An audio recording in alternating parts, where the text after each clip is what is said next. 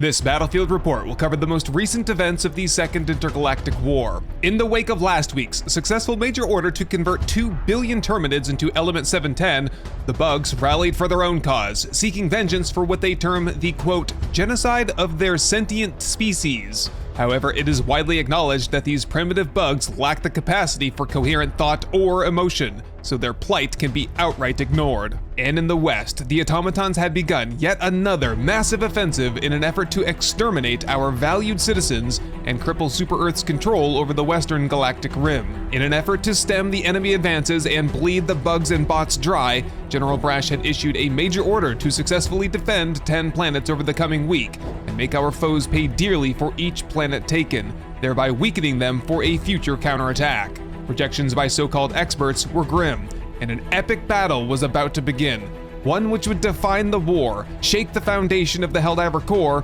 and etch its mark in the history of the Federation. With the fate of Super-Earth teetering on a knife's edge, the Helldivers stood as vanguards of hope. Failure was not an option. The bot attack started on Lasath, Charon Prime, and Marfark, and all three battles were quickly lost as Helldivers reeled in the face of a fresh automaton force. The second wave hit Maesa, Carbal 7, Chopessa 4, and Menkent, and all 4 planets were lost. The bots even brazenly launched a direct assault on Vernon Wells. Battle there was fierce, but the lines were stretched too thin, and the planet was overwhelmed. And with the loss of the Western Front headquarters located on this planet, the entire front was at risk of utter collapse. The automatons were set to push all the way to Malevelon Creek by the end of the month, if the Helldivers could not stop them. Super-Earth forces were in desperate need of a win to bolster morale, and it just so happened that a win was on the horizon. While all of this was taking place in the West, the ongoing Terminid push in the East was tying down a significant portion of the Helldiver Corps and stressing manpower reserves to the brink. Last Friday, Osha-Une was attacked and narrowly lost, pushing our forces back to Fori Prime, which was attacked the following day and defended. But one of the fiercest clashes in the war yet was about to erupt on Astanu, marking the beginning of a grueling series of battles for control of the planet. The onslaught began last Friday with the first Battle of Astanu, where Helldivers fought fiercely and successfully defended the planet. This was followed by the second battle on Saturday, the third on Monday, and the fourth on Tuesday, all resulting in Helldiver victories. Despite the unyielding assaults, Astanu stood firm through the 5th Battle of Astanu on Wednesday, and the 6th battle began on Thursday, persisting until Friday, with the defenders ultimately prevailing once more, solidifying their hold on the planet amidst the chaos of the Terminid offensive. And throughout this week, Helldivers were able to advance past Fori Prime through Osha-Une, and by the end of the week, boots were on the ground attempting to secure Omicron. The Terminid's offensive had run out of gas. With fuel tanks on super destroyers topped off, we go back to the automaton front, where the balance of power was about to shift. On Tuesday, the bots began their attack on Mort in the Tsar sector, where legendary battles on Mantis and Dropnir took place against the automaton vanguard months ago. And this would be where the Helldivers would finally make their stand against the automaton blitz.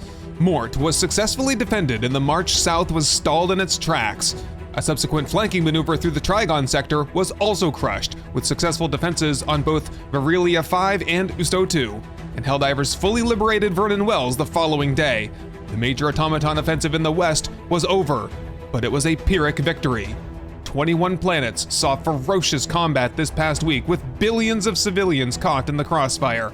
But General Brash declared that the major order had been won on Thursday, and 50 war medals were issued out to the force for their heroic efforts. To celebrate, all Helldivers were given an additional 2 full minutes on their lunchtime accommodation. Congratulations, but there's no time for hamburgers and milkshakes yet. It's time for a counteroffensive.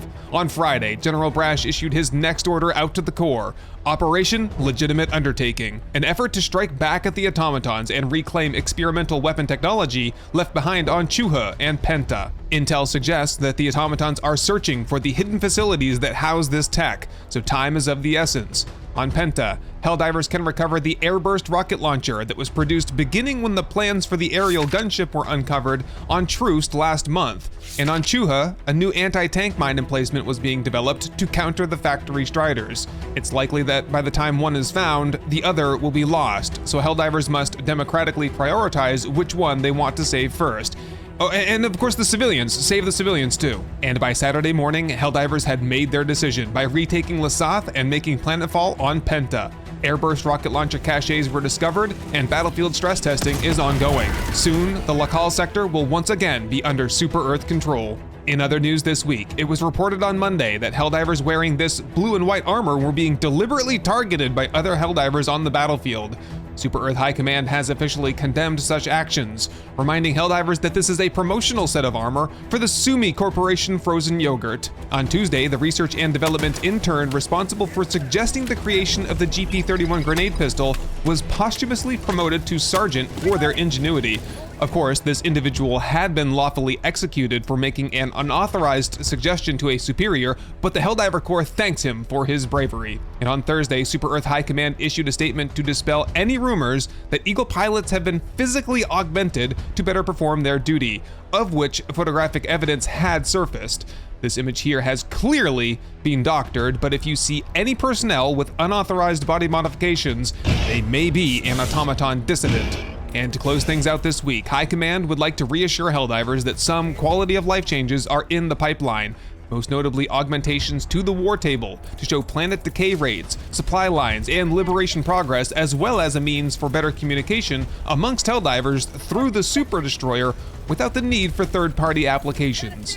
Would you like to know more?